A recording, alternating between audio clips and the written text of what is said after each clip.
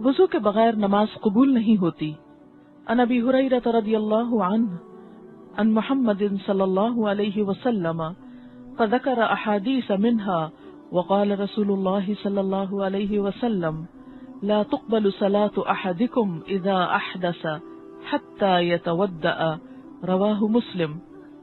حضرت ابو ہریرہ رضی اللہ تعالی عنہ نے رسول اللہ صلی اللہ علیہ وسلم کی کئی حدیثیں بیان کی، جن میں سے ایک یہ تھی کہ رسول اللہ صلی اللہ علیہ وسلم نے فرمایا اللہ تعالیٰ بے وضو کی نماز قبول نہیں کرتا یہاں تک کہ وہ وضو کر لے۔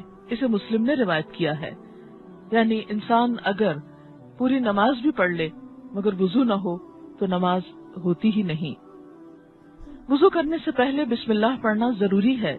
عن سعید بن زید قال قال رسول اللہ صلی اللہ علیہ وسلم لا وضوء لمن لم يذكر اسم اللہ